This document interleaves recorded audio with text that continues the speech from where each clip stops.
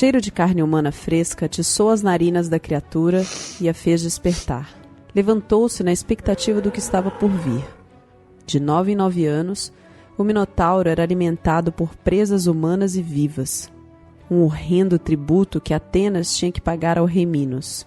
7 moças e 7 rapazes atenienses eram levados até Creta, largados dentro de um enorme labirinto criado para aprisionar o monstro e servir de banquete.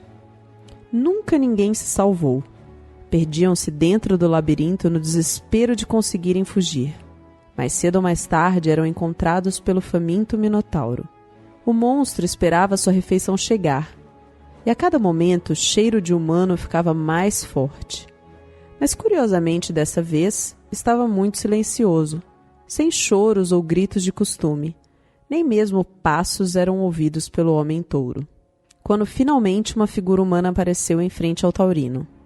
Era Teseu, príncipe de Atenas, filho de Egeu, e estava ali para matar o Minotauro. Com uma adaga em punhos e um novelo caindo de sua cintura, o herói não demonstrava medo. Tinha convicção em sua missão e, mesmo nunca tendo visto aquele ser bestial, já imaginava o que o esperava. A criatura era conhecida por todos e temida pela maioria. Mas nem tudo sobre o Minotauro era de fama pública. Já que era uma vergonha para Minos, o rei de Creta, poucos sabiam de fato de onde vinha aquele ser, muito menos que o rei era responsável por aquilo. Minos tornou-se rei quando ainda era muito jovem e sabia que para cuidar plenamente daquele reino precisava da bênção dos deuses. Creta era uma ilha e assim a melhor divindade para estar ao seu lado seria Poseidon. Minos tinha certeza que era o deus dos mares a quem deveria agradar, mas não encontrava nada que achasse digno de uma oferenda. Resolveu então pedir ao próprio Deus algo de sua grandiosidade. No primeiro dia, Minos foi de frente ao mar e fez a sagrada promessa que o que fosse que Poseidon lhe enviasse seria oferecido de volta ao Deus em sinal de obediência e em troca de prosperidade de seu reino. Ao fim desse dia, tudo ficou como estava. Um pouco frustrado, mas ainda esperançoso, Minos retornou ao seu palácio. No segundo dia, o rei repetiu sua promessa e novamente voltou sem nada para casa. No terceiro dia, já muito incrédulo se estava sendo ouvido ou não pelo Deus, Minos fez novamente o pedido.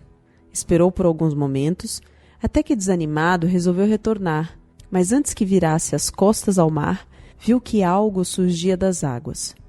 Lentamente um touro emergia do mar, tão límpido que refletia a luz que caía sobre seus pelos.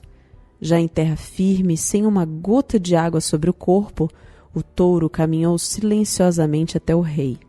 Minos viu de perto o quanto o animal era magnífico e de perfeita simetria. Assim prometera mais uma vez que aquela dádiva seria sacrificada aos deuses. Na manhã seguinte, Minos resolveu que aquele não seria o dia do sacrifício. Ele precisava mostrar o animal aos demais nobres, confirmando a confiança que os deuses tinham nele. No dia que se sucedeu, mais uma vez o rei postergou a oferenda. Para ele não haveria problema, pois ele mesmo teve que esperar pela ação divina. E assim perdurou por mais dias, até que Minos decidiu que seria um desperdício sacrificar tão belo animal. Tê-lo em seus ativos já seria o suficiente para um reino digno. Pobre Minos! Deveria ter imaginado que Poseidon acompanharia isso tudo. O deus fora paciente até demais perante a fama que tinha entre os mortais. Mas essa paciência se esgotou. Poseidon faria o rei pagar muito caro pelo sacrilégio que fez. Seria muito fácil matar o rei ou mesmo inundar a ilha inteira. Mas isso seria apenas uma tragédia. E Poseidon queria humilhar o monarca, assim como se sentiu humilhado por ele. Tal vingança deveria ser no campo das emoções. Como Deus não dominava isso, recorreu a Afrodite, a deusa do amor, que não pensou 2 vezes em ajudar o deus a causar danos entre os mortais. A deusa foi ao encontro de Pasífae, esposa do rei, e como este recebeu um animal tão belo, fez com que a rainha se apaixonasse pelo touro. Sem pensar claramente, Caída de amores pela criatura, Pasífae se deitou com o animal, e o Minotauro foi o resultado desse amor proibido. Quando a animalesca criança nasceu, Minos claramente entendeu o que havia acontecido. Sabia que aquilo era fruto da sua desrespeitosa atitude perante Poseidon. Mas, orgulhoso como era, não abaixaria a cabeça nem pediria perdão. Simplesmente seguiria com seu reinado. Poderia muito bem matar a pequena criatura em seus primeiros dias de vida, mas estava ciente de que fazer isso enfureceria ainda mais os deuses. Minos decidiu aprisioná-lo. Para isso, convocou Dédalo, o mais brilhante inventor de que se tinha notícia por aquelas bandas, para que construísse uma prisão à prova de fuga. Assim nasceu o fantástico labirinto, famoso no mundo inteiro. Uma vez no labirinto, era impossível encontrar a saída, e quem adentrasse no local se tornaria vítima da criatura que lá vivia. Dessa forma, Minos pegou aquilo que poderia lhe tirar a dignidade e torná-lo motivo de piadas e transformou-o em uma ferramenta para botar medo nos povos vizinhos. Seja um cretense ou não, todos ouviam falar da terrível criatura que residia no labirinto. A complexa construção ficou famosa não só por sua grandiosidade arquitetônica, mas também por sua tétrica utilidade, ainda mais em relação à cidade de Atenas, de 9 em 9 anos pagando o tributo humano ao rei Minos e mais diretamente ao Minotauro. Este que agora se encontrava frente a frente com Teseu. O herói, ao saber do sacrifício que sua cidade deveria pagar, ficou inconformado e se ofereceu para ser um dos 7 rapazes a ir para Creta, com a promessa de acabar com isso de uma vez por todas. Ao chegar ao reino de Minos, Teseu procurou entender como poderia cumprir a missão, e assim teve a ajuda de Ariadne, filha do rei, que, contrária a tais sacrifícios, entregou um novelo de lã para o herói. Ele prometeu matar o Minotauro e, com o novelo, conseguiria retornar pelo caminho percorrido.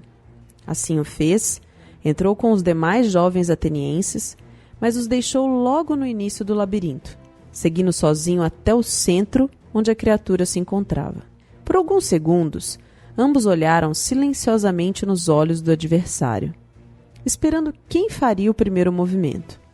Quebrando o silêncio com uma forte respirada, o Minotauro avançou sobre Teseu, que por pouco não escapou do atropelamento.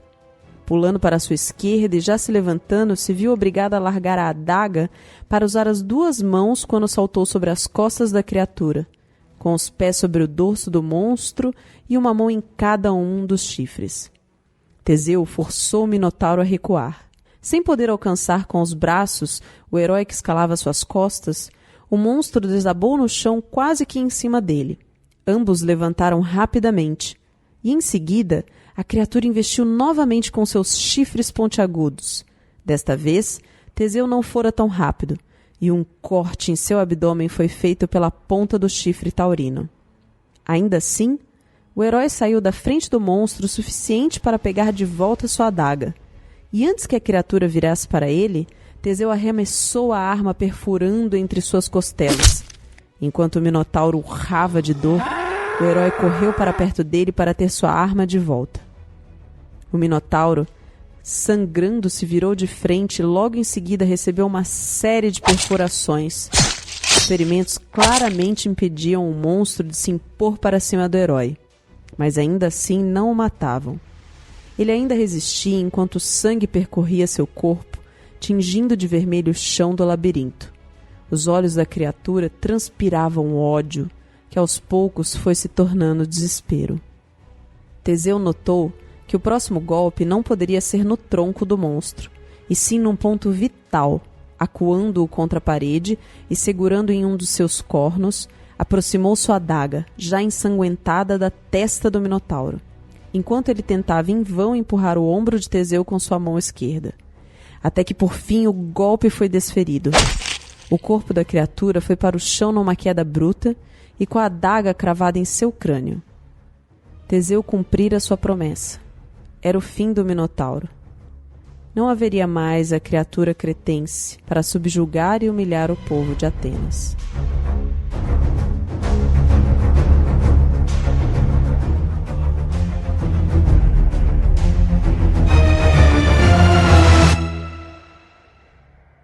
Muito bem, ouvintes, bem-vindos ao capítulo 3 do Manual dos Monstros. Nesse episódio eu falarei do Minotauro, um dos mais agressivos monstros da mitologia grega.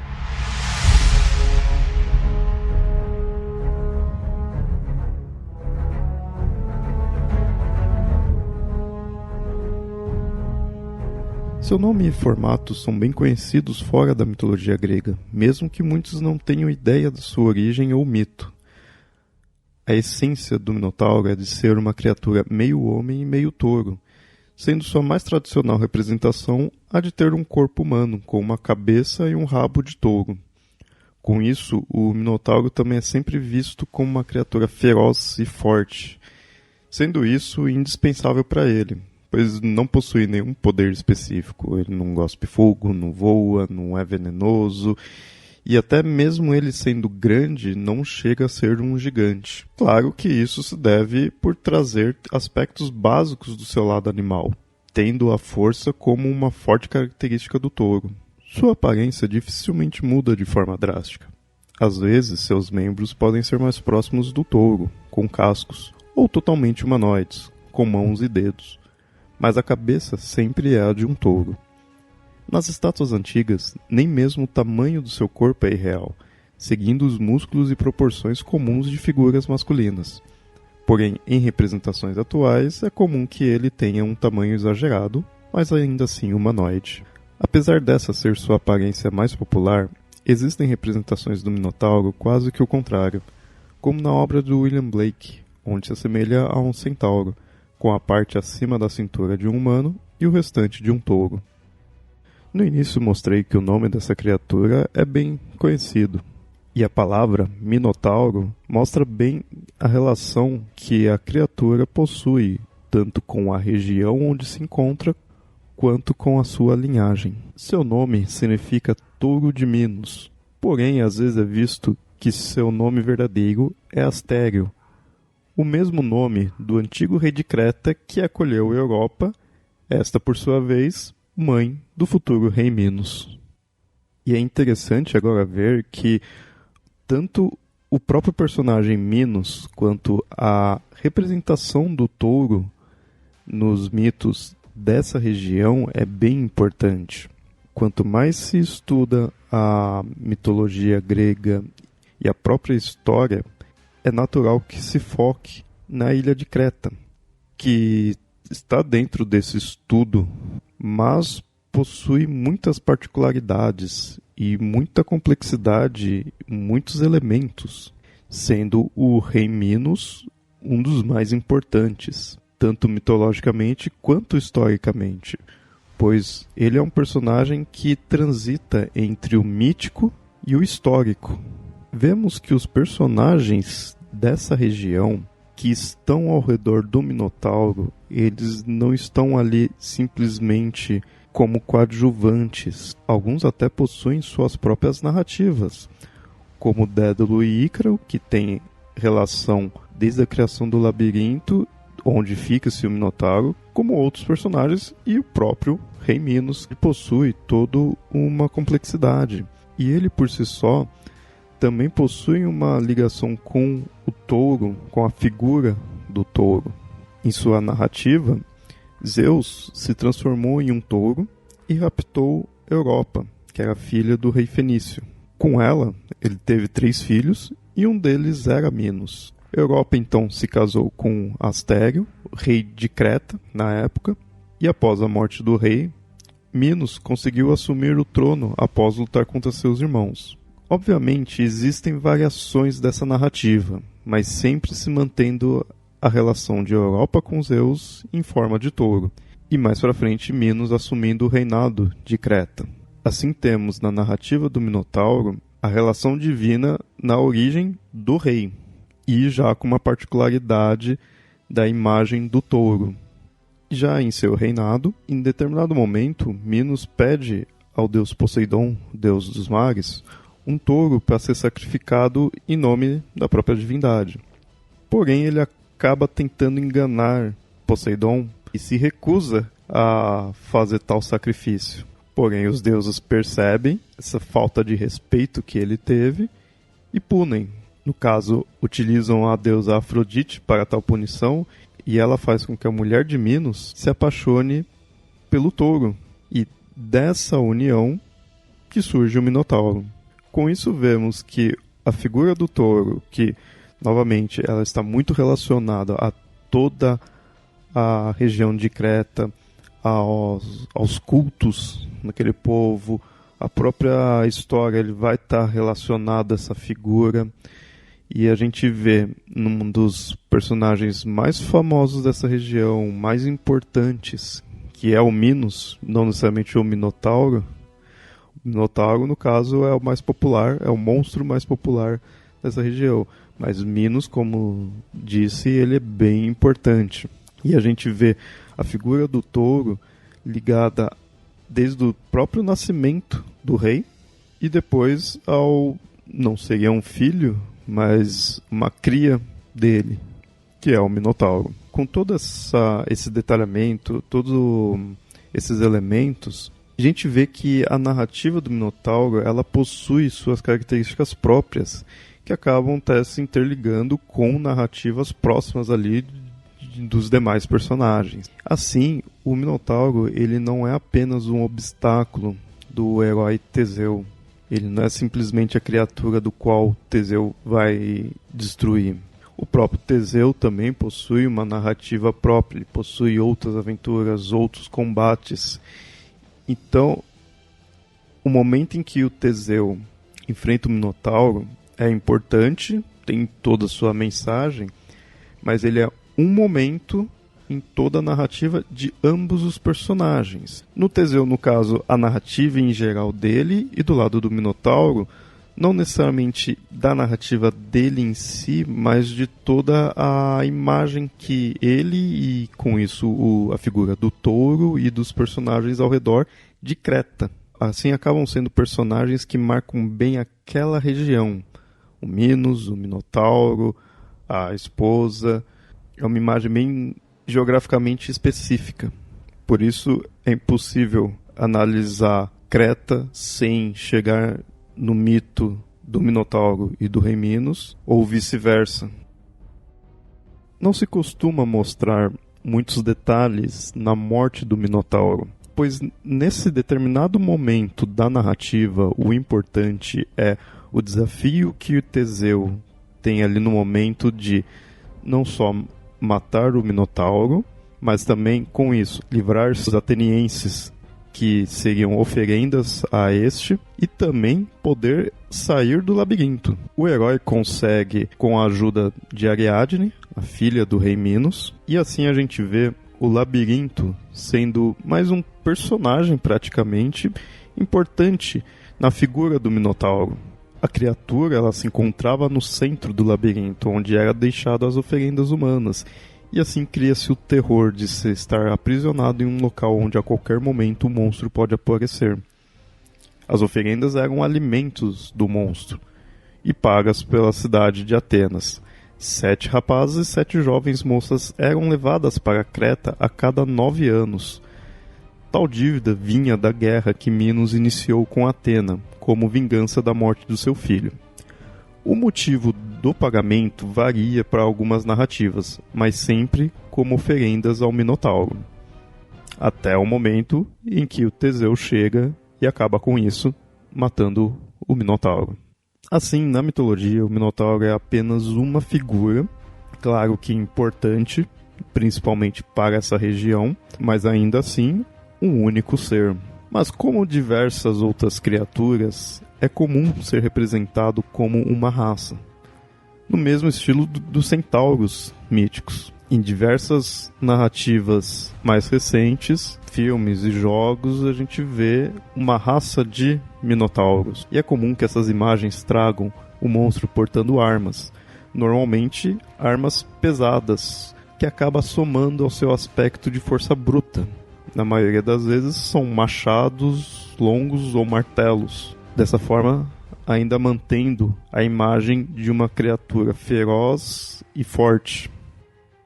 E assim temos o Minotauro, uma criatura que foi muito importante para a cultura local antiga, cujo nome e aparência são relativamente conhecidos atualmente. e, em todas as representações, mantém o aspecto bruto de seu animal referente. Seus ataques praticamente são de pura força, tendo às vezes uma arma pesada e cortante para auxiliar.